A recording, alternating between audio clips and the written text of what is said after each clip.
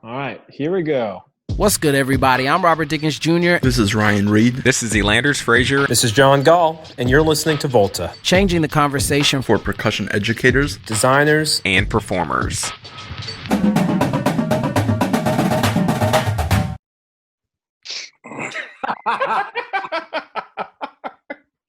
What's up, everybody? Welcome to Volta Percussion, podcast where we talk about percussion and educational stuff. Hello. Today we're hanging out, the Landers, Ryan, and Robert, and myself, John Gaal. What are we talking about today, guys?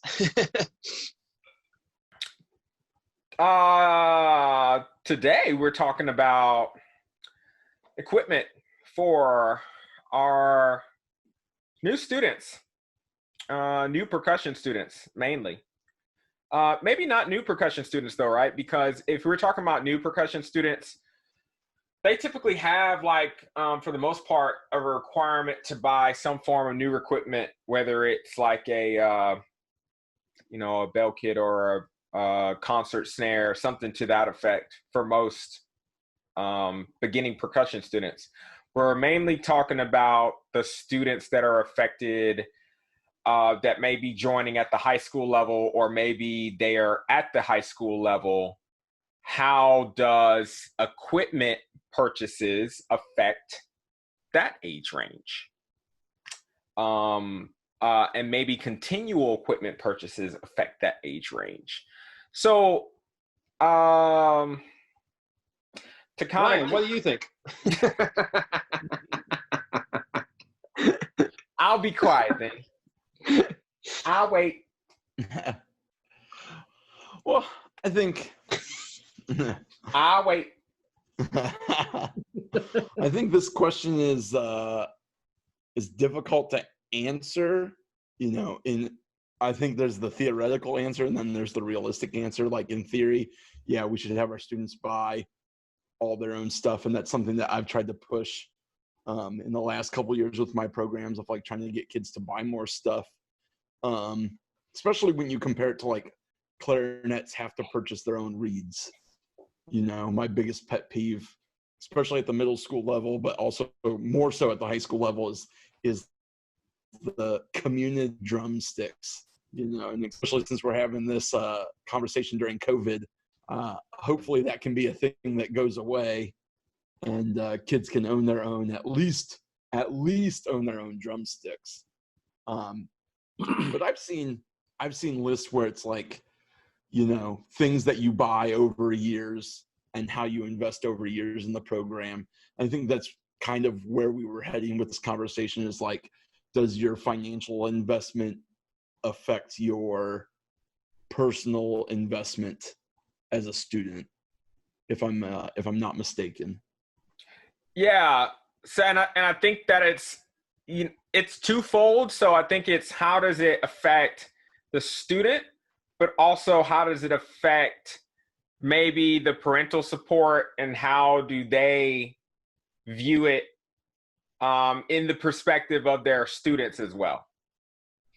I think there should be a question as to whether or not we're setting it up for parents to understand that students are going to be involved in this for a long time.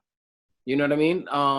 I feel like for the most part, we have information on what they need to get started, but I don't think that most times we're thinking about these are some things that you'll probably need to purchase along the way, but this is just something that's good to get started. You know what I mean? Because I think maybe it's because they're in sixth grade and it's kind of like, well, will they, won't they, kind of, rom-com style of, are they going to play the snare? Are they going to like drums? Are they going to switch to, robotics? Ooh, check out next time on Dragon Ball. You know what I mean? You don't know what's going to happen. Next time on Dragon Ball Z. It's parents, and maybe that's the idea though, that parents are okay, well, I don't know what's going to happen. So it's I'm going to give a little bit, but I don't think that maybe we set them up that way as educators. Hey, this is really good for middle school.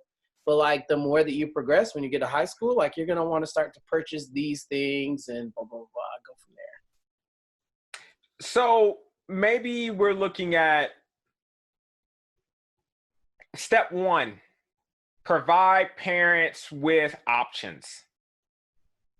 Right? So maybe providing them with options of, okay, here's a tiered list of some options that you can provide your students in terms of purchases that may allow them to further explore their interest level in whatever instrument that they're trying to get better at, whether it's sticks and practice pads, whether it's mallets and, now they have the marimba pads. I know Beetle makes a marimba pad now. They've got the electronic versions of that if we're talking about really leveling up, like the mallet stations, mallet cats, etc.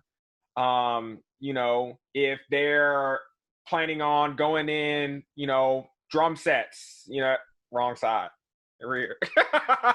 Like maybe providing a list to parents at that freshman meeting to say, okay, hey, welcome to blah, blah, blah, blah, blah high school. We're so happy that your student is engaged and involved and they want to join the high school band to start what could be a lifelong journey into the love of percussion and learning, etc. Here is some things that they may want to look forward to, and here are some options that you may want to sit down and do just some general searches on as with your student. And maybe it's just a list that they can Google. You know what I mean? Maybe it doesn't have prices. Maybe it's just literally a list of products that they can Google with their student that you have recommended as an instructor to say, these are things that they may want to explore. If you have any questions, feel free to come ask. You know what I mean? I think that's a really good point. I like the idea of the list. I think the next step is we do these, at least we did these up in Northeast Ohio. And I think we had one on the schedule before school shut down, but we call them like step up nights or something like that, where like the local music store that the school partners with or whatever brings in a bunch of like intermediate and professional model horns for like the middle school kids and the high school kids to check out. And normally it's like, hey, bring your own mouthpiece, but we also have mouthpieces for you to check out.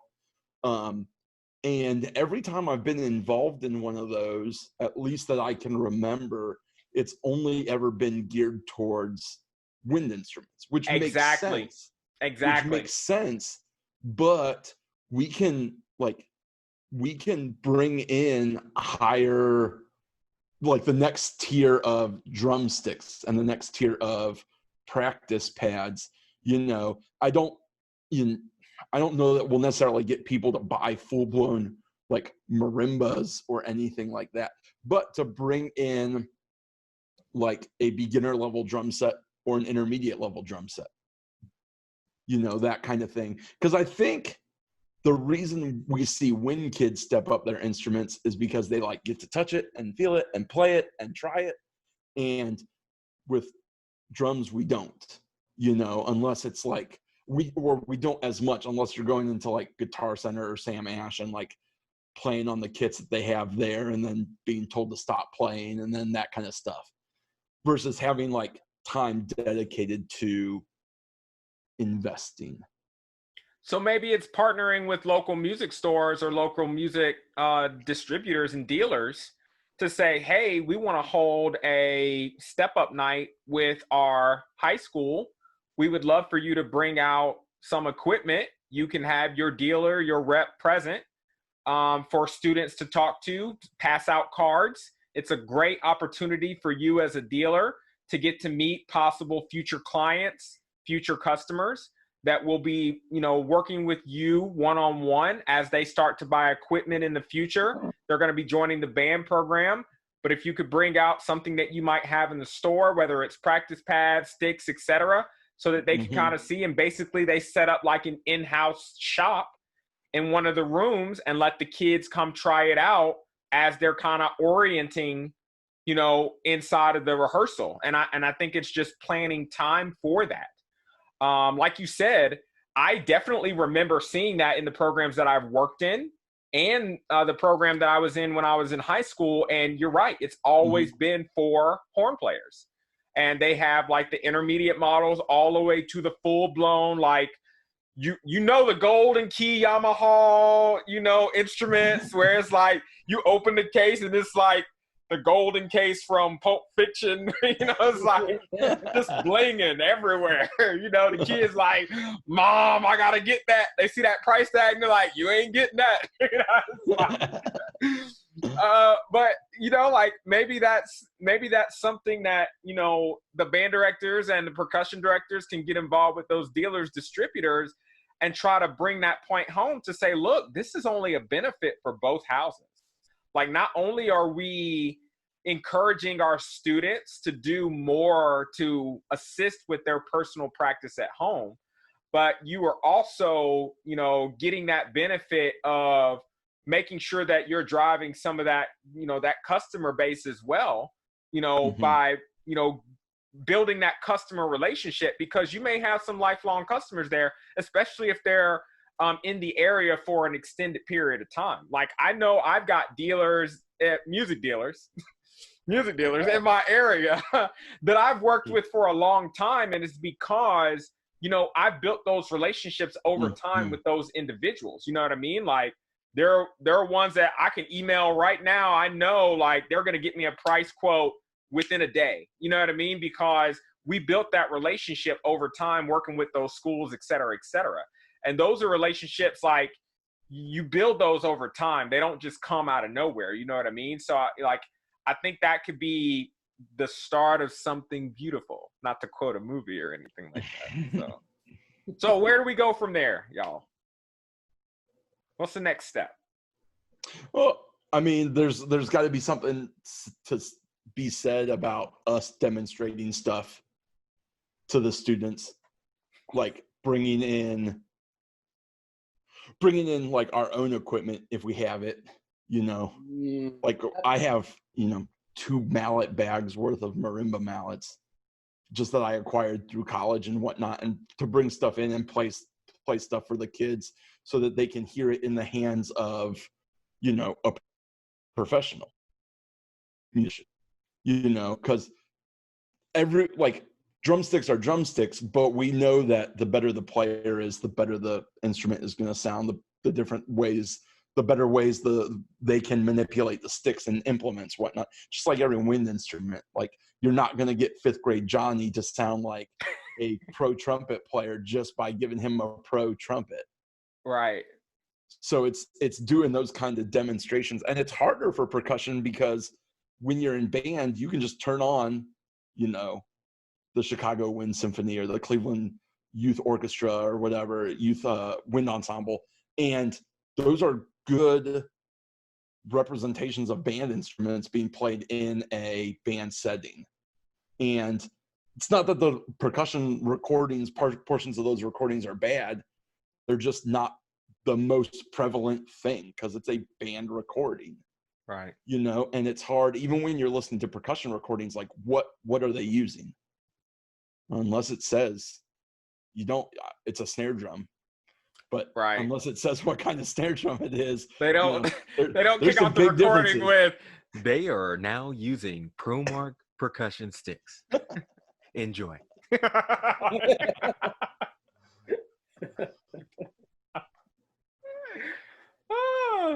Yeah. So I think doing that kind of stuff, like demonstrating to kids, to your students, or bringing in a clinician that can demonstrate stuff. That's a good point.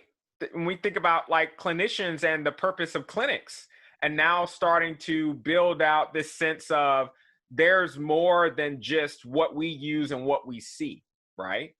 Because, you know, of course, you know, if your school or your instructor has endorsements, they're going to naturally start to associate the products that they use with themselves and say, well, this is the only product that exists. This is what I use. You know what I mean? But that may not be the only product that's available. You know what I mean? Maybe they have different tastes, etc. And going to clinics will start to open those eyes up to the different things that are out there and available. Some students have access to greater resources in terms of clinic, depending upon their location and region, etc. You know what I mean? But there are a lot of clinics. Well, there were a lot of clinics that happened around the country prior to our current, prior to our current situation. But, you know, I think the beauty is one day we'll be back in a situation where clinics will be prevalent again, and we'll start to see that. But there's still a lot of online material. I just saw, talking about Twitter, I was telling y'all I'm back on Twitter now. I just saw a Twitter poll today that was asking, what's your favorite stick company? And Innovative was missing from the list. So I chatted on the dude. I was like, yo, man, where's the love for Innovative? And he sent it back to me, and he was like, honorable mention. And I was like, okay, cool, man. And and I don't know if they just, I don't know why the guy left him off the poll. I don't remember what the name of the list was or whatever. But, you know, like that's the cool thing that I like about Twitter, is that you could just, you know, hit the reply button right then and there and just send the feedback, because it's like instantaneous, you know what I mean? And he replied like right then and there and sent the feedback.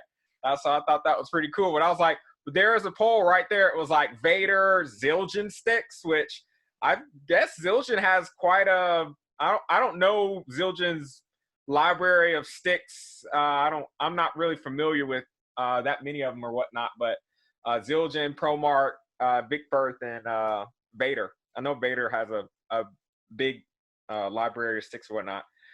It sounds like that poll was more drum set.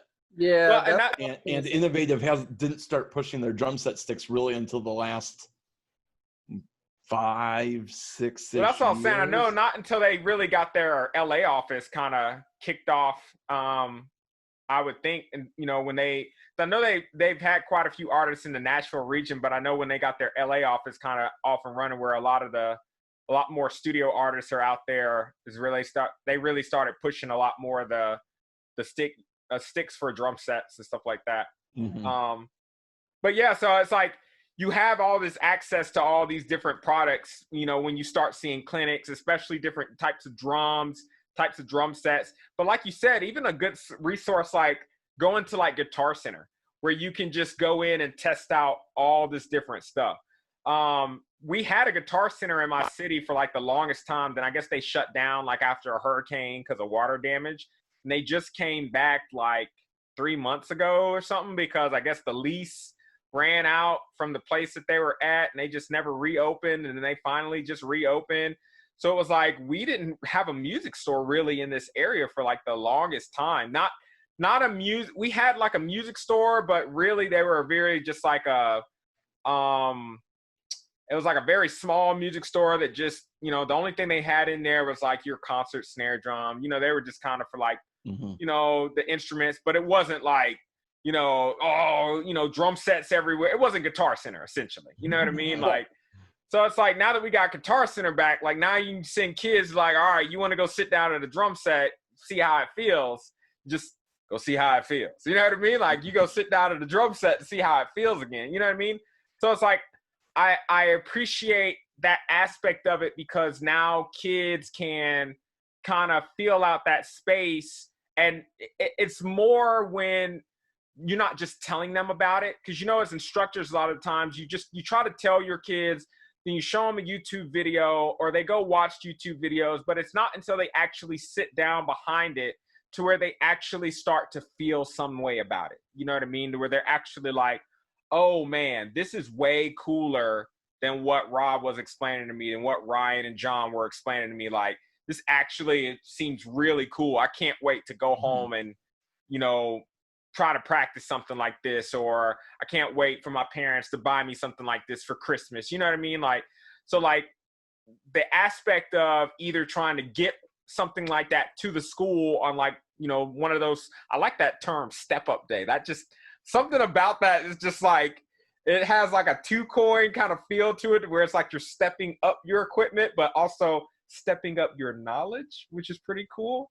So I like that kind of two-coin phrase there, but it's like getting your kids that access to it, I think is so important about it, because I think a lot of the times where we not so much fail, but where we miss the point as instructors, directors, is that we don't always think about the access point and what we can do more in terms of getting our students more access. I think we try to give them as much information as we can, but sometimes going that extra mile to see how we can get them access to it will really drive that point home more so than just giving them information. You know what I mean? So. Mm-hmm.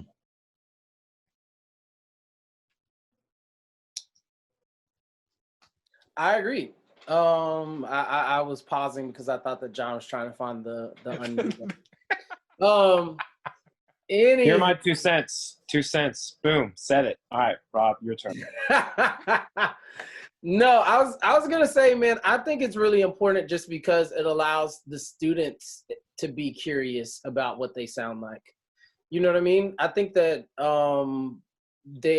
percussion has all these different sounds that we can offer and different ways that mallets can feel and how we can use them, and they don't really get to explore that as much, I would say, as other parts of the band, just because sometimes we don't push them to do that. You know what I mean? Like, kids aren't thinking, am I using the right type of mallet for this venue or for this part? Like, do I need a harder mallet? What part of the keyboard am I playing on? You know what I mean? Like, what's the context? What's the musical context of this? You know, do I want hard mallets on this really low part of the marimba? Like, why am I using that? Is that a musical choice that I'm making? But again, when students only have, and they only matriculate through band with, I have this IP or Vic Firth or whatever starter pack with like 2 yarn marimba mallets, like the plastic xylo mallets, and like a pair of snare drum sticks. They're SD1s. The SD1s or IP1s, it's like, so these are the 3 choices that you want me to make throughout my entire high school experience. Mm-hmm. Like, these are the only colors that I can paint with because that's all that you've given me. And it doesn't matter that I have to play something on the marimba that's a little bit on the higher register and these mallets are too poofy and it's not articulate. Like, that doesn't matter. These are the only choices that I have. You know what I mean? Or that maybe there are other mallets out there that I might like better. But I think that, like we said before, is just giving our students the opportunity to do that and to put that curiosity into their hands to say, I wonder what these crash cymbals sound like versus these, or, you know what I mean? Kind of get them to make an intelligent musical choice versus this was what was in the closet and this is all that's there, so let's just play with it. I like opportunity to make intelligent music choices. Like, I think that perfectly coins what we want our students to be doing 99% of the time. We want to provide them opportunities to make intelligent music choices and making sure that we are always in a position to where we're providing them opportunities to do that in not only the ways that we teach, but also what we can offer and provide them. You know what I mean? From an access standpoint. So, go ahead, Brian. I think that's where like the true next level of musical education for percussionists, and really all musicians, but really for percussionists, comes into play, is when forget like intelligent choices for a second, just that they're making choices and their reasoning is not, this is what I have. No, like, they're making a choice and then they can learn why that choice was the right choice or the wrong choice. And we as educators can learn what led them to that decision, so we can see what path they're working on. You know, I will say the hardest part of that, you know, and I love the paintbrush analogy, is outside of clinics or hands-on experiences, the kids only get the paintbrushes that the schools have. You know, and schools don't most schools don't have the kind of budget to order your, marching band keyboard mallets, and then your secondary concert line keyboard mallets. And then if you have multiple concert bands at the high school, like in theory, like your mallets that just your top wind ensemble should use, because every band should have a wider, what's the word I'm looking for? Like a wider availability of paintbrushes. Right. So I think the unfortunate part Color is, palette. I was on yes, mute. color palette. The unfortunate part is that sometimes they really, like, their color palettes are soft, hard, medium.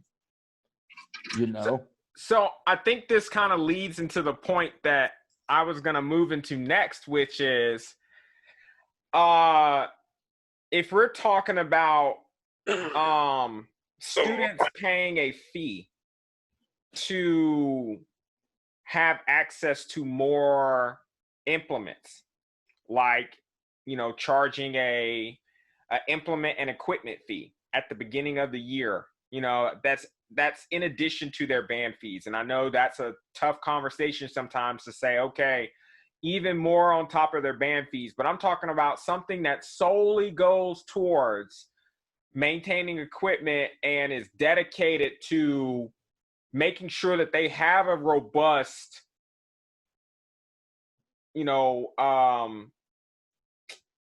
offering of equipment.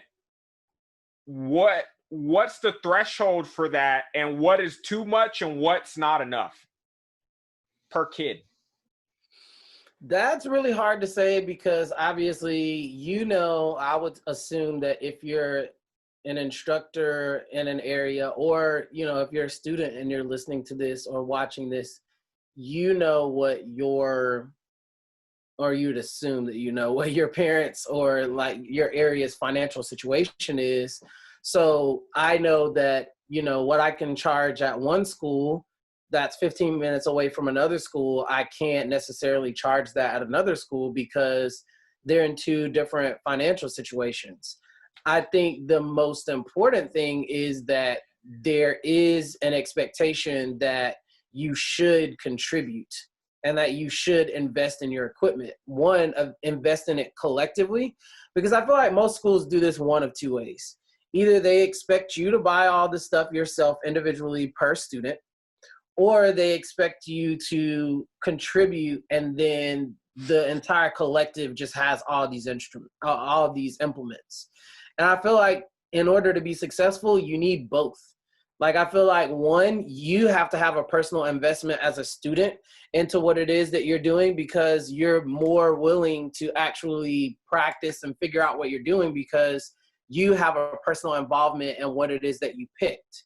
But also, I feel like schools and the community aspect of it, of like everybody contributing, should allow you to purchase certain things that maybe you can't purchase on your own, because you might not have that financial buying power to be able to do that on your own, to purchase that level of equipment. Who's gonna go buy like some chime mounts or something? Like, who's gonna do that? Nobody's probably gonna do that unless this kid's just like, I want to be in a symphony orchestra and I'm 10 years old. My name is Gaal. Like, no one's going to do that. No, I mean, I think there has to be a little bit of both. I mean, I've seen people charge everywhere from $50 to $100. I mean, I feel like anywhere in that range is reasonable. I think you also can gauge it by the marching band, like how much you pay for marching band and stuff like that too. So those are all parts of it, but I feel like anywhere between $50 and $100 is pretty reasonable per kid. And that's the question I was gonna interject with, is what's the selling point? Because typically parents are footing this bill unless a student, becomes a sophomore, junior, senior. Maybe they have a part-time job and they're starting to foot the bill for some of their band fees or something like that. But most of the time, parents are footing the bill for these fees. So what's the selling point to the parent to say, okay, well, is my child using these sticks and mallets exclusively?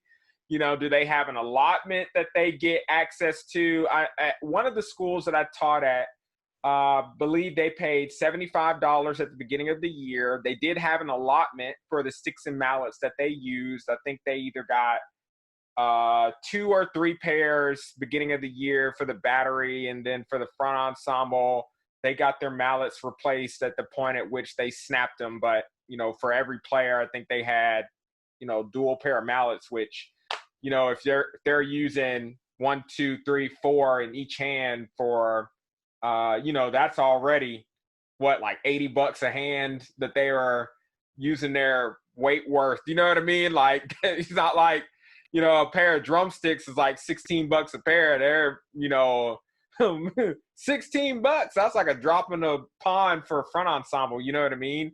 So it's like, you know, I think there is always a conscious effort to make sure that the students had their own, like, they were made aware to purchase their own sticks when they just wanted to practice, and not to use anything that was purchased with the school funds for the sake of rehearsals, for the sake of performances, you know, in that capacity. Because when we burn through the product's up. You know what I mean? Because when you have a limited resource, you can only buy what the resource will allow you to buy. So if you are a parent, or if you are a student, or if you are an instructor and you're trying to get this program set up where you have a collective buy-in, you've got to understand that once you set a price point and you budget out that price point for what you're going to purchase, you've got to set limitations on what your product is, and it's got to last you that season, whether it's the entire fall season or whether it's the fall and the winter. So that's something that you've got to be aware of, because I've had schools where it had to last me all fall and winter, and we was sandpapering sticks, we was sandpapering beads. Like, yo, sometimes we had to get real creative. You know what I mean? But then we had some seasons where we were able to stretch it out, and we had just a budget for fall, we had just a budget for the winter. It just depends on what you're doing at your school, what you're able to fundraise for, et cetera, et cetera. You know what I mean? And then I think the students also have to understand as well, like, you know, if they're, you know, practicing at home and they're practicing incorrectly and just playing a bunch of rim shots or playing on rims all the time, stuff like that, you're preemptively damaging sticks. And if you're damaging sticks that are not meant to be damaged for that reason, i.e. the sticks that were purchased with this budget, then, you know, there's a problem there. You need to purchase your own sticks for that reason. So, like, I always had this, and this carried back to, like, when I was in high school, like, we had a no stand stick policy, which was any sticks that were used in the stands, and we all know how sticks kind of function, because you're playing on rod cymbals, you're playing a lot of rim shots, because that's just kind of how stands music works. It's a lot of high drumming, a lot of stuff like that. You're on your own. Do what you got to do. Make sure your beads are nice and shaved down. You better not tear up my drum heads with some old ratty sticks. They better look good before you show up to the game. You know what I mean? But I didn't care what they played within the stands, because I knew they were kind of on their own in terms of those sticks. I just made sure that they kind of had parameters in terms of, if you were using older sticks, you had to shave the beads so that they wouldn't, or you had to sand the beads so that they wouldn't tear up the heads. They needed to be smooth and not like all cut up and stuff like that. And then you needed to make sure once you started breaking sticks that you shave your stick down so that, once again, you wouldn't start damaging things. You know what I mean? Like, and then, you know, we tried to be smart about it, if you will. So, like, you've got to make a conscious effort to make sure that whatever your situation is, and I think, Rob, you spoke to it, like, you're going to know your own situation once you decide to implement this program, or if you already have an existing program and you're just trying to make sure that you know, navigate it better, or we're just confirmation that the program works. You know, sometimes you just hear something like this and you're like, hey, I already got something in place. Congratulations. You know what I mean? Like, you know your own situation. Just make sure that, you know, your students are well aware of what that situation is. I think sometimes we don't give kids enough credit. And I think sometimes we don't let them in on conversations sometimes for fear that they might not understand the grand master plan well enough in order for it to follow through. But I think leaning on your kids a little bit more sometimes with some information, and, you know, I think that sometimes can be very helpful, because including them in those conversations, especially from the beginning of the year, will help you drive that point home throughout the year. You know, we had conversations about what we wanted to do from the onset of the year so that there was never any confusion about what was going on. You know, I always had the students start out with, this is the stick allotment, this is what was going to happen. When heads come in, these are the days that we're meeting to change heads. So, you know, if heads get damaged, it's your responsibility to change your heads. These are how much your heads cost. If you damage one of these heads and it wasn't during one of these moments, which are like rehearsals, performances, etc., because you were doing something you weren't supposed to be doing, this is the price to replace one of these heads. You know what I mean? Like, and getting your students to understand those concepts where it's like, this is your personal responsibility. You know what I mean? I think at that point, they start to really take ownership of their own equipment, because then it's like, don't come into the drum room playing on a drum when you're not supposed to be. I don't know you. What are you doing in here? This is not your equipment. Because we've had a lot of those issues in the past, and I'm sure y'all have seen those issues where it's like, ooh, it's exotic. What is this instrument? I got to touch it. I got to play it. Ooh, you know what I mean? It's like, no, you don't. My kids You don't need to touch it. Band kids at any school that I teach, no, whenever they do that, I'm going to come on and be like, hey, can I put my mouth on your mouthpiece? You cool with that? I got some excess saliva just looking for a home. Exactly. No, you can't do that. So you can't just come pick up some mouths and come play. Like, nah. Exactly. That's how it works. Exactly. So that's the ownership that we're talking about. We're talking about making sure students have the understanding to be able to take ownership of their own equipment, even though it's still owned by the school, but they've got to have a level of understanding that allows them to take ownership of it so that it lasts throughout their high school career and allows us to continue to promote that equipment into the next generation of students that are going to matriculate through that school for however long that equipment will last until we're able to purchase new equipment, grandfather it to the feeder programs, et cetera, et cetera. So I think an important thing to do with our students, take them aware how expensive this stuff is.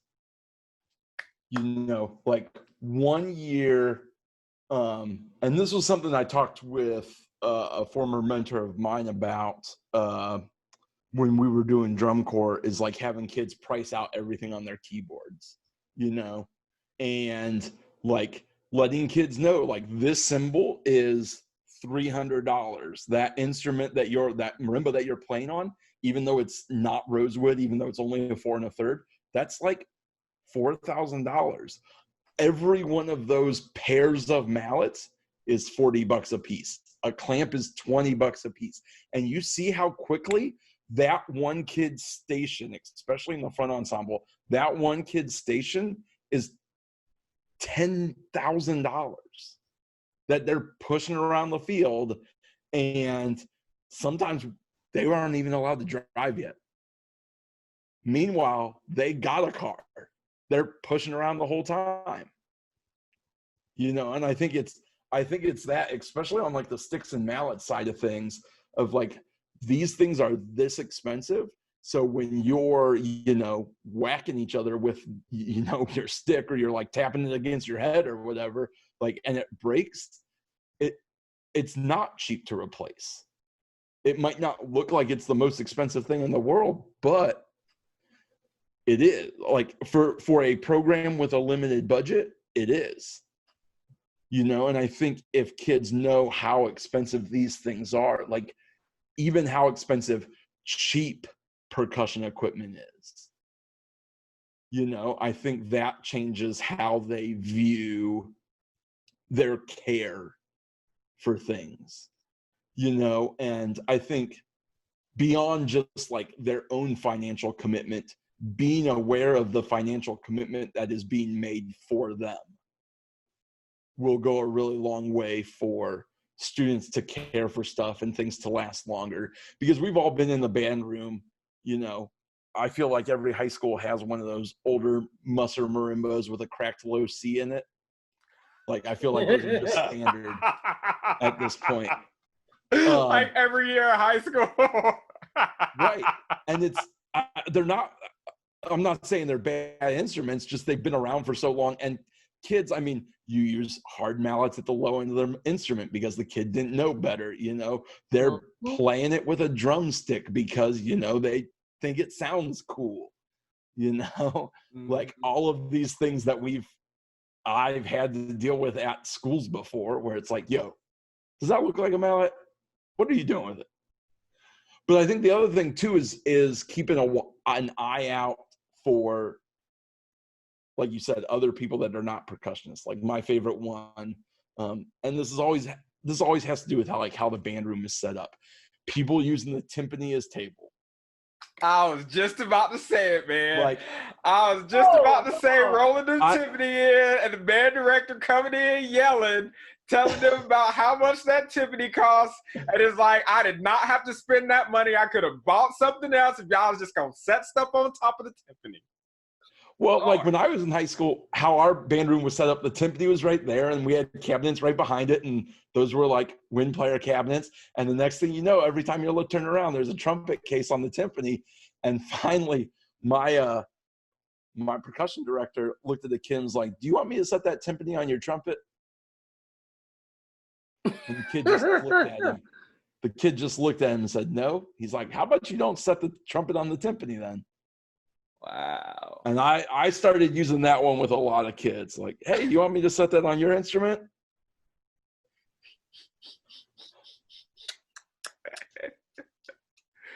Oh, that's gold. That's gold. Oh man. I think it's funny because, you know, students, I think they have, it's like they go through these phases, right? Like they have an awareness sometimes of how much the stuff is, but it's like they forget. Mm-hmm. And then like they have to, like their memory has to be jogged. So I feel like we have like a responsibility to where it kind of has to be an annual thing. And I feel like, you know, this is one of the things that we talked about when we were talking about this conversation was like, most students that have to get their instruments repaired, they have that constant reminder of how much their instrument costs, because when you have to go repair valves, when you have to go get pads redone, et cetera, you have this constant reminder of how much the upkeep of that instrument is. Whereas if it's a school-owned instrument, you don't really have an idea of what the cost of those repairs are. So in our case, our reminder of that for that student may be that presentation at the beginning of every year. And maybe it's a slideshow that says, snare drum, $1,800, including carrier, drum, heads, sticks, everything included. Marimba, $20,000 included, you know what I mean? And it breaks down every price point of everything included on that instrument.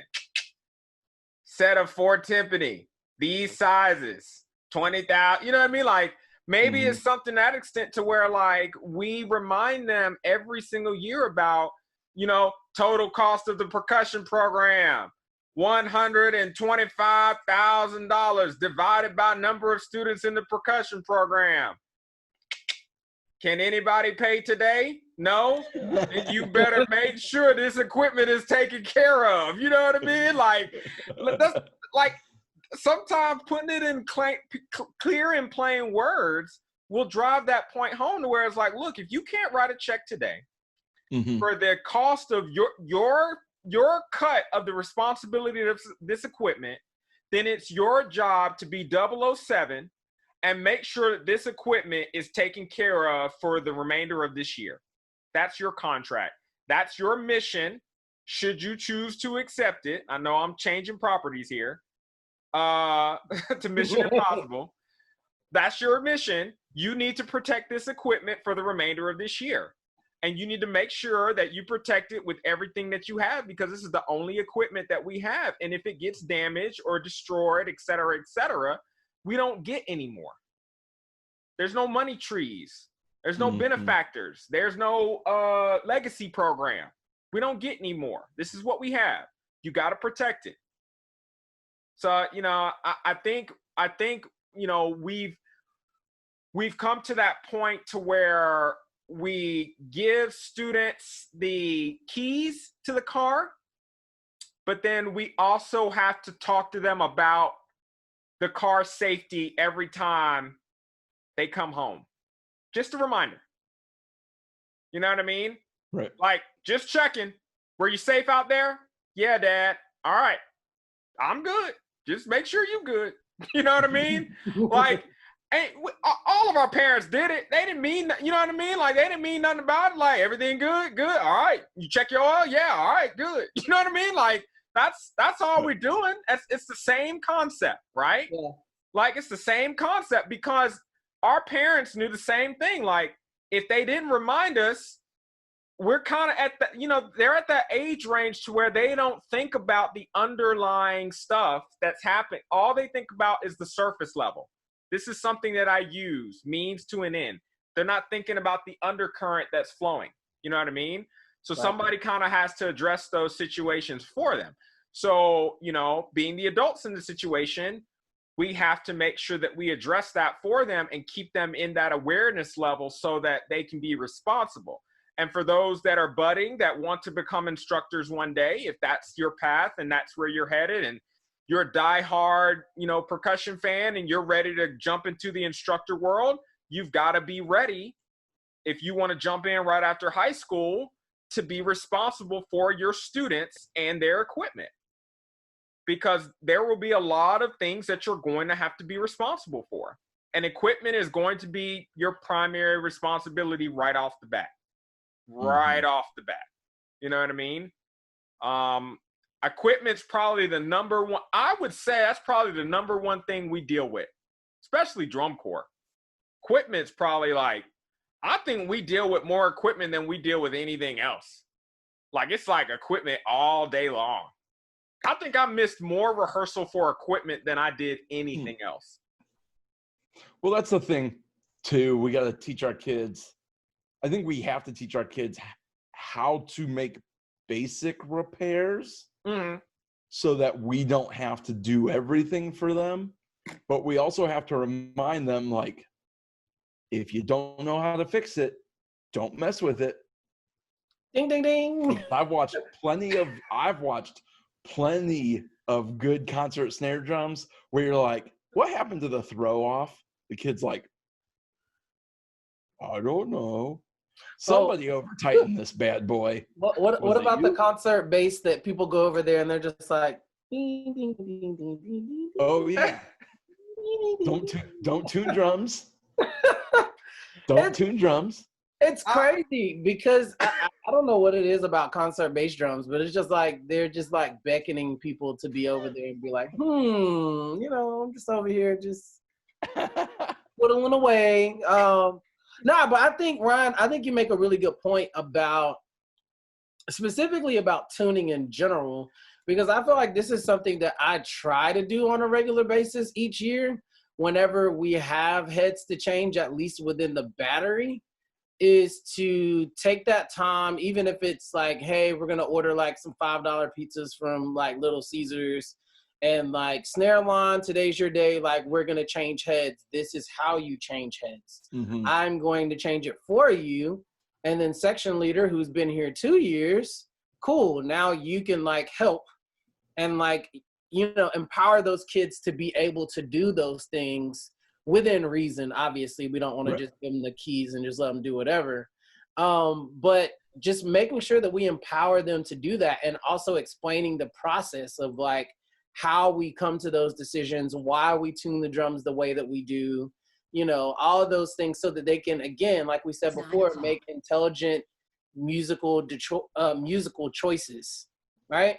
So I think that's really important as well, because at the end of the day, that's really what we want. And I feel like that's one of the biggest keys to programs growing, is the students growing and their knowledge and their own autonomy within the program. You know what I mean? Because when I look at the best groups in any competitive area or percussion ensemble or whatever, the knowledge of those students on average is really high. You know what I mean? So even if you see a world-class group and they only have one technician, well, I'm pretty sure they got somebody out there that's in that group that knows how to tune and understands like how to take care of that equipment so that like everything can function at a high level.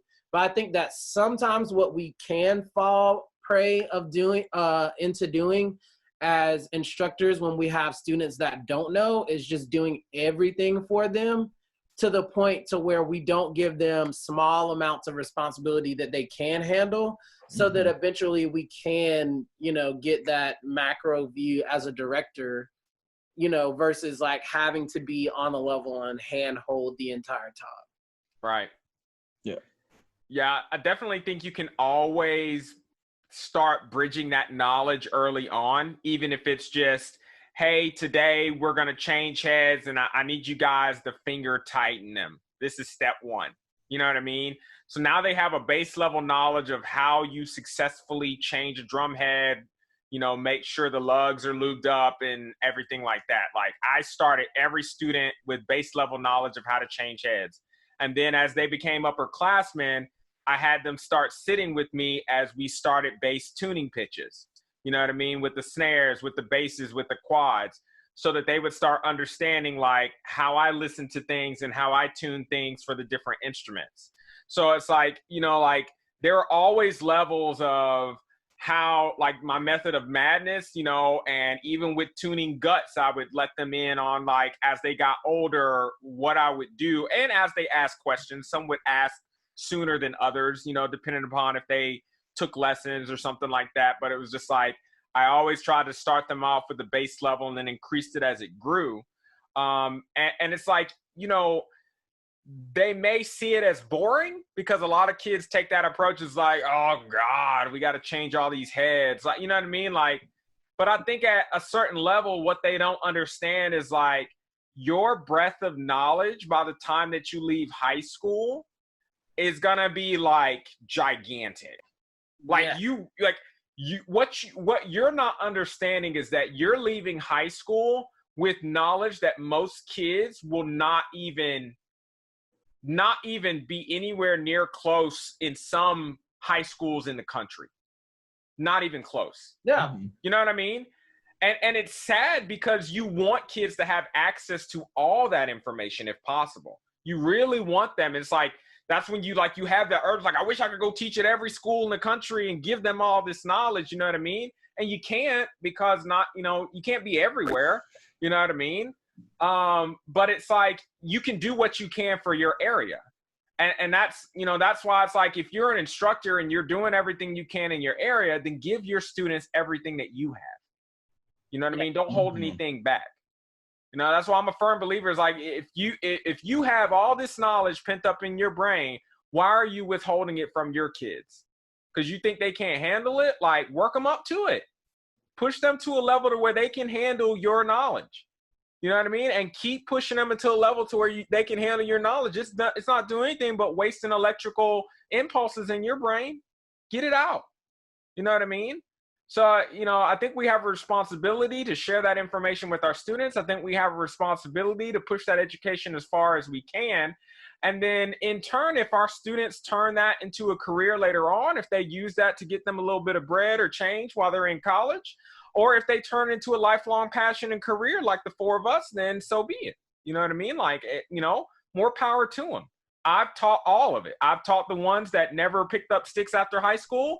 I've taught the ones that went on to be great instructor. I've taught the ones that went on to be lifelong lovers of it. And, they're still in music school right now. You know what I mean? So it's like, you can, you never know what path they're going to take, but that shouldn't necessarily change what you're giving out to the world if this is your chosen profession, if this is what you're choosing to do.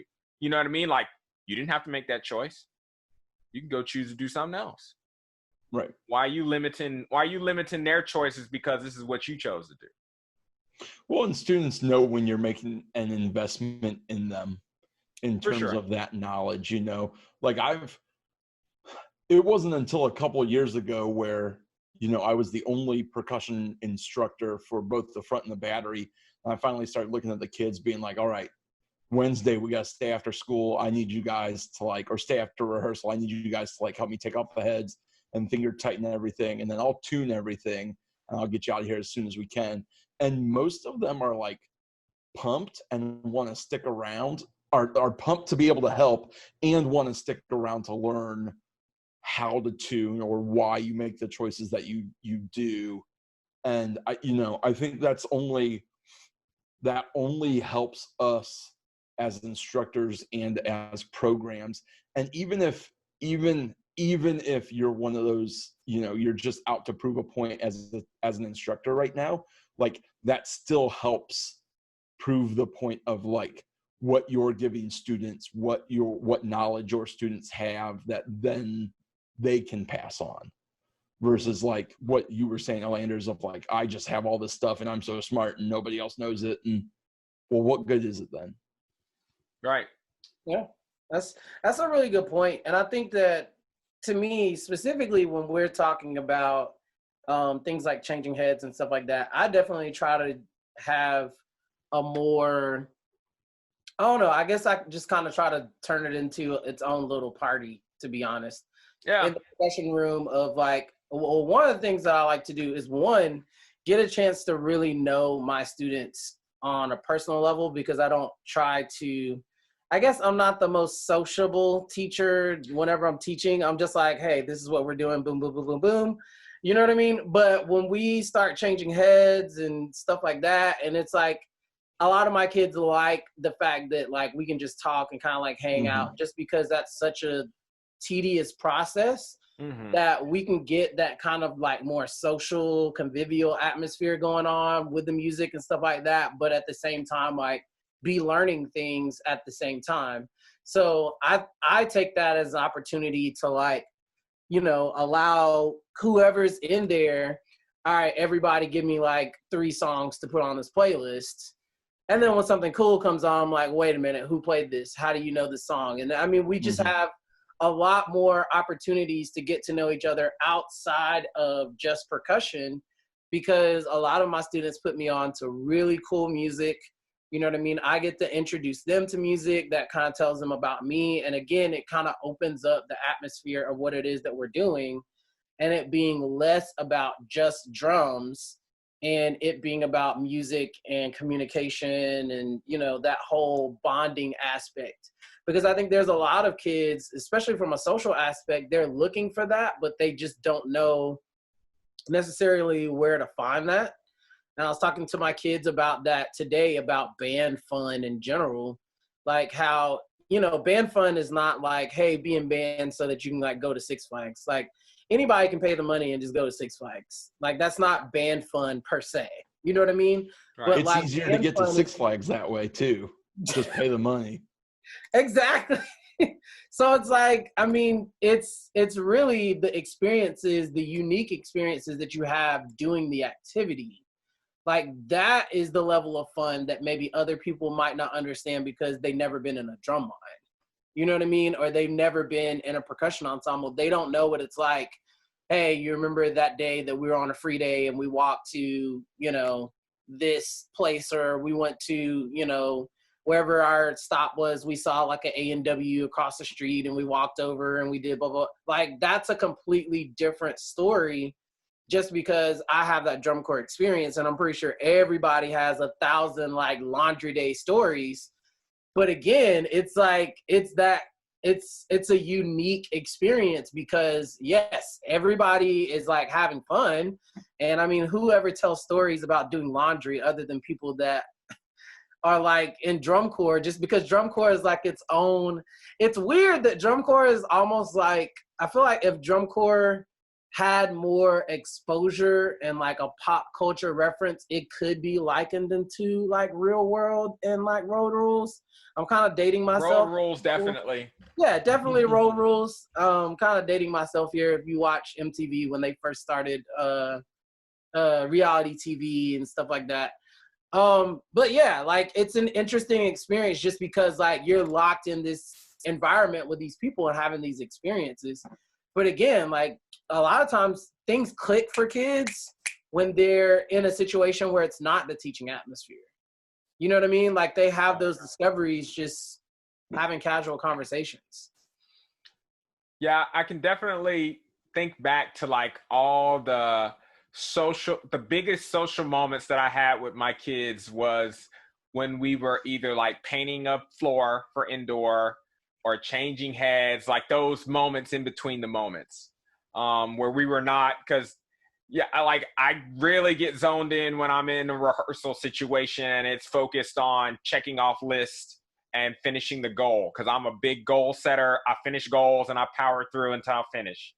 But when I'm in those in-between moments, I'm kind of the same way. It's like, put on a playlist, kick back, get to know your squad. You know what I mean? Like, you know, what y'all do, you know, this weekend? Like, what are y'all doing over Christmas break? You know, what do y'all do? Top 10 lists. Let's go. Top 10 favorite movies.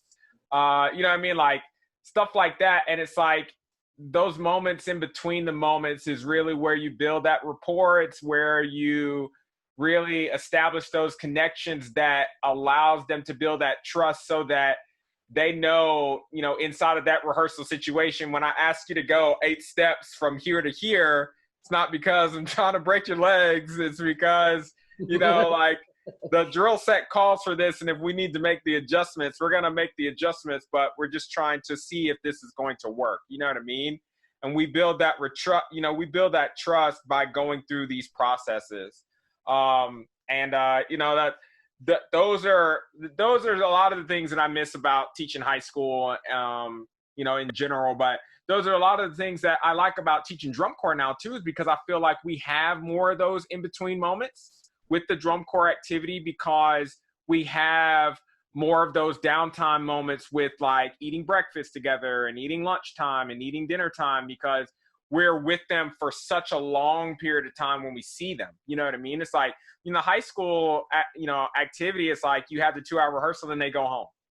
You know, it's like with the drum corps, it's like you have to live, eat, and breathe it. So it's like you get those in-between segments while you're inside of those long rehearsal chunks. So you kind of get to know them on those break moments, and that's kind of where you build that rapport that gets you through that whole summer, which is really cool. And then our morning chop out sessions on travel days, which is really fun.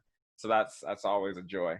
So yeah, to kind of, I guess, bring it back to the topic of kids, I guess, kind of buying into the program a little bit more. I mean, I guess that's really like the general sense of what we're talking about is like, what does it take for our students to really buy into the program? You know, we kind of center it around the equipment that they have, but what does it take for them really to care? You know what I mean? Like, what does it take for them really to care about what it is that they're doing? And are they really applying their care and concern, not only because of the monetary requirement, but because of everything else that goes into the activity that they've chosen to be a part of, right? Because they're making choices. We want them to make choices, as we discovered today, right? We want them to make choices, hopefully intelligent choices, right? But as Ryan said, we'll take choices to start out with, right? But hopefully intelligent choices. We want them to make choices. But, you know, we hope that care and concern comes with it. But we understand that as they start to grow in this activity, there will be some kind of monetary investment. And we hope that they understand that well enough to understand the importance of it. And that even though that there is a financial commitment to it, that monetary investment serves a great purpose to make sure that, you know, everything continues to function forward the way that it's supposed to. So, John, anything to add, sir? What's up, everybody? He's back. Oh, I was here the whole time, just listening. I think, however, with the pandemic and the given circumstances, a lot of things that we've talked about have changed.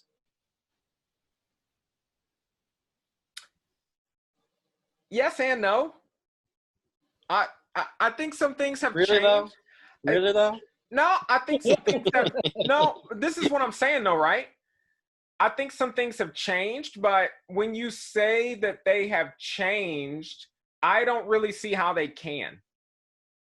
Like, Well, like in the position that our studio, and I'm talking about percussionists and how we function, they can't really change, right? Like we can't assign an equipment out and say, you need to go buy your own drum, you need to go buy your own marimba, you need to go buy your own mallets. Like we can assign mallets out, but I mean, I still think those are significant investments that maybe everybody may not be able to do. So I think there might be some minor changes, but I don't think it's like everything's changed. You know what I mean? I don't think that that's the case. Well, maybe explain to me how you think it's changed, John. Since you said it. Well, first, I think drum corps is done. I think drum corps is over. I think marching band is no longer a competitive activity.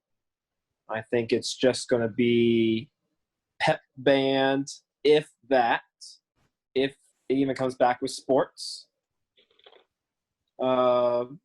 I think the way we teach students now will be mainly virtual, because at least in my school district, they keep pushing the start time back more and more. Even with social distancing and masks and everything, you're going to have to assign each student to a particular instrument, and they're not going to be able to share mallets or sticks. So even if the school provides the mallets and the sticks, I guess that was one of the questions. At what point do the kids buy in? Does the school have to provide everything, or will the students have to buy their own stuff, mallets and sticks, so they can't buy their own drums, marimbas, yada, yada, yada? And at what point does the student say, is this even worth it? Because most schools, I believe, is just a one band credit to graduate. So why do band any more than 1 year if we can't even make music together in person for concerts or competitive activities, and everything is now virtual online? But are we saying this in the aspect? Are you saying this in the aspect of 2020, or are you saying this in the aspect of going forward? Because I feel like you're saying but also just 2020, I think moving forward too, because I think this is going to be around now. This is a new norm. I'm thinking, yeah, I think this is a new norm. I don't foresee our country accepting this as a new norm. I can't foresee that our country will accept the reality that we're living in as a new normal way of functioning. I understand what we're going through cognitively, and I know that there are a lot of changes that needs to be made in our country in order for us to correct path, in order to get past where we're at. And I don't think that we've necessarily started. The best way for me to frame this, I don't think necessarily we have successfully navigated. No. I don't think that we have started corrections to push us past the pandemic. I don't think we've started the corrections to push us past the pandemic. No. It's still really bad, right? It's still really bad. We can look at the numbers, it's still really bad. And that's just me being honest, right? We can look at the numbers, it's still really bad. However, there's still time that has to pass. And you know, I'm trying to think back to when I was a senior in high school, 2001, 9/11 happened. It was really bad. And we had to look at the country and figure out what in the world we were going to do. Everybody was in panic. Everybody was terrified. And it took time, and we got past it. This is different. It's a lot different. And it affected people in a different way. And we made a lot of changes. And you think about it. Airline travel was never the same after 2001. Never. But we made changes that became new normals. I think once we get past this, we will make changes that will become new normals. But do I think schools will become all virtual? No. I don't think that's going to become a new normal. I don't think that's going to become an adequate way to educate the masses. I think we're going to find ways to educate, but I also think that there's going to be something that's going to happen. And I think that there's going to be some changes. And I think that there are going to be some improvements. And I think that there are going to be possibly some options. And I say options because I don't think it's going to be the same. And, you know, we're not going to go back to the way that it was in 2019. I think 2019 is going to go down in history as the greatest activities that existed of its time.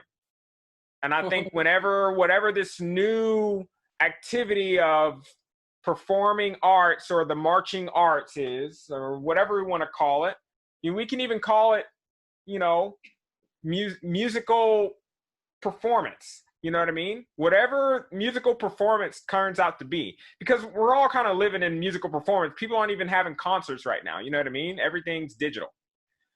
Whatever live musical performance returns as,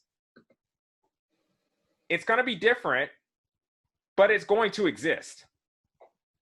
The world has never not survived on live musical performance. It's too important. It's too important. It's too important. Music is too important to the lifespan of every human being. I don't know what it's going to be, and I'm not a sage. I'm not a pseudoscientist. I'm not a psychic. I don't know what it's going to be, but everything in my heart and soul says that it's going to be something. Mm-hmm. You know what I mean? So I've got this belief that, you know, whatever it's going to be, you know, there's going to be something that we can look forward to. But as the change makers, right, if we want to call ourselves, you know, influencers, if we want to call ourselves, you know, artists, if we want to call ourselves, you know, the people that will speak the loudest in the conversation, we're changing the conversation for our peers, we're educating the masses by this platform alone, then we've got to breathe life into what possibilities exist. What can it turn into? What options are available out there? You know what I mean? I don't know right now, but I may soon, eventually. You know what I mean? We may get there. That's what I'm saying is that with the new norm, the way we approach teaching and buy-in and things like that is going to change. Like, either we have to provide the implements to the students, or the students will have to provide their own implements to learn. Like, you can't share stuff anymore. I get what you're saying, because I mean, some of the schools that I've been at during this band camp situation, they have had to sanitize things a lot in between students. So entire areas have had to be sanitized. So students can't use the same keyboards as anyone else. They can't use the same mallets, etc. I mean, I'm sure there's going to be a way for it to happen. But again, I still think that it's going to be a communal and individual effort I think it's going to be both, because obviously you wouldn't expect a student, no matter what we're doing, you're not going to expect a student to go out and buy some concert bass drum mallets. Like, you're just not going to expect that. And for every student that has to, that's going to play at LGPE for one march, like, you can't expect like 3 students to all purchase concert bass drum mallets. But we can sanitize things and make sure that there's different options. So I'm pretty sure my assumption would be that if they sanitize desks once we come back in and they sanitize different areas, then my guess is that they probably would do the same for anything that would have to be used between students. Because obviously, again, with a lot of the stuff that is in percussion, like, there is a communal aspect to it. So you can't buy, if you got 30 kids in the program, you can't buy 30 sets of chime hammers. Like, this is literally impossible. Nobody's going to do that. But I'm sure there is a way to sanitize the area, sanitize, the implement, so that more students can use it. So I think that regardless, specifically with regard, in the aspect of music, like, it's just going to change with regards to public health and public safety as it relates to that. And the reason why I think that music will still be around is just because music is an integral part to the most important part of our country, which is capitalism. So you got to think about it this way. Just like when it comes down to radio, like, why is radio a thing? Why is there music on the radio? Well, music is on the radio to help sell the ads that happen in between the music, because no one just wants to listen to ads. You know what I mean? That's the whole reason why radio exists. It exists because, we're playing this music that people are going to listen to long enough to wind up hearing the commercial that we want to sell you this thing. So I feel like music is always going to exist for that same reason. Same reason for football, basketball, pep bands, whatever.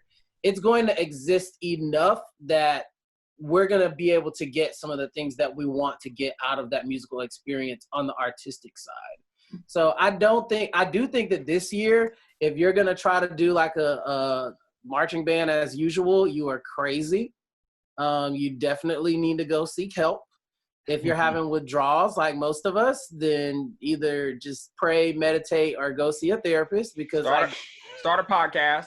Start a podcast because you just like, hey, I just ain't got nothing else to do. But I mean, that's the reality. You're doing football band this year, period, point blank, period. You don't know if you're going to do an indoor, show, or what's going to happen. I mean, I'm going to have my kids drumming at some point just because I want to drum. But at the same time, it's like life is on pause until the new whatever comes out. But I do think the new whatever is going to come out eventually, because again, money has to flow through the country. I mean, that's the whole reason why people are going back to schools and all that kind of thing, is just something has to happen. So I think that if they're going to send everybody back to school, then everything else is going to happen too eventually. Yeah, I think our definition of buy-in is going to have to change for a little bit, but I don't know that it's necessarily a bad thing either, because when you look at how music education has been,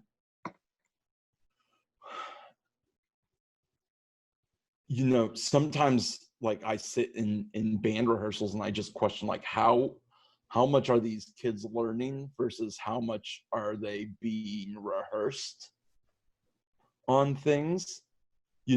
Like, I bet if I ask my students at our rehearsal tomorrow how many of them know what an ABA form is in music, not a single one is going to raise their hand. If I ask them, like, how would you even start with a composition? None of them would raise their hand. How many of them would even know how to start dabbling in it? None of them would raise their hand. And I think, I can tell you my plan this year, if we have to go to remote learning and our school district is still working through their plan, like, those are things that I want to do, and the things that I've been researching with over the last couple of weeks is like, what is out there for students to be able to learn some of these other skills? Like, can we teach them how to work in a DAW, a digital audio workstation? Like, are there workstations that are, my district is 1-to-1 with Google Chromebooks. So I've been researching, are there DAWs, are there notation programs that work on Google Chromebooks? Because to just say, well, it's over, music's done, like, that's the worst kind of advocacy, because what happens when your administrator is like, all right, well, music's done. You don't have a job. We don't need to pay you anymore. We can just sell off all this gear. And you're just, are you just going to sit there and take that? Like, I'm also excited. Maybe. I'm also just like, it's weird. Like, I've just, like a lot of people, make most of my living doing the competitive aspect of the marching arts. But I just had my first week of half of my first week of band camp. And I don't know, I kind of enjoyed just teaching without having to worry about, like, are we moving fast enough? Are we on pace? Are we on track? Because here's the thing, the first football game is going to come. What are we going to perform at the first football game? Whatever we have ready. Exactly. Not like not some elaborate show. It's not like we're getting ready for the first competition. We got to have the whole show on to not take a penalty. If we go out there and teach the kids to stand still and, like, actually stand with good posture and look good doing it and play really well, that's a victory for music education. Because last I heard, it's still marching band. Band being the operative word in that.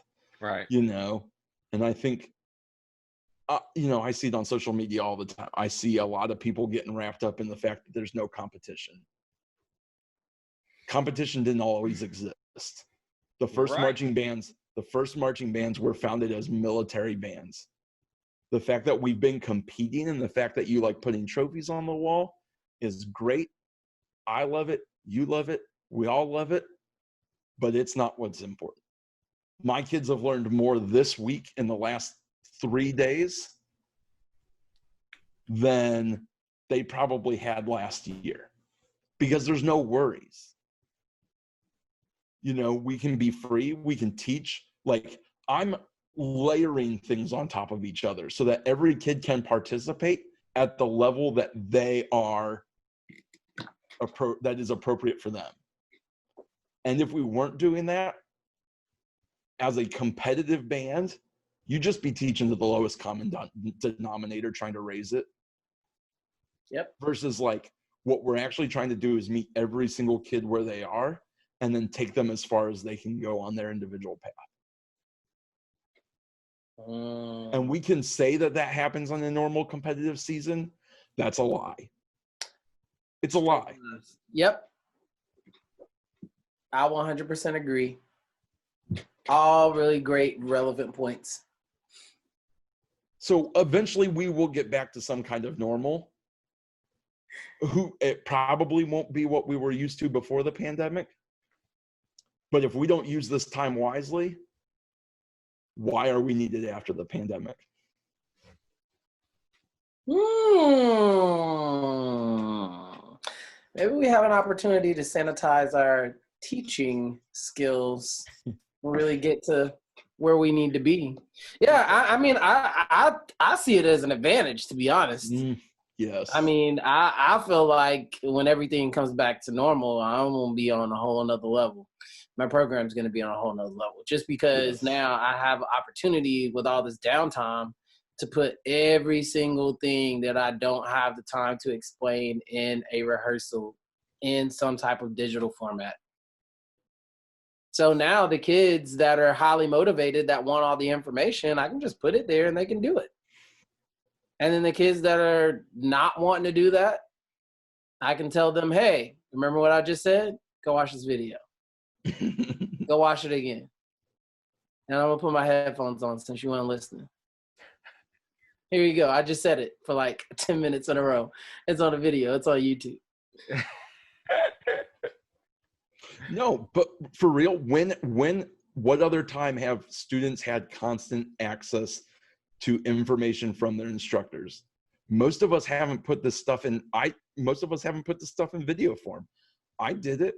My students have access to 7 basic videos to break down skill sets that we're going to work on this year. So they already know what the whole year next year is going to look like if they just watch those 7 videos. And if they do that, instead of being a whole year plan, that's a 6-month plan, 4-month plan, 2-month plan. Yeah. Yeah. Yeah, I definitely think this has presented a lot of unique opportunities that either you capitalize on or you miss the point. It's all about awareness. Agreed. He wants to say something else. Yeah, there's one more thing I want to say.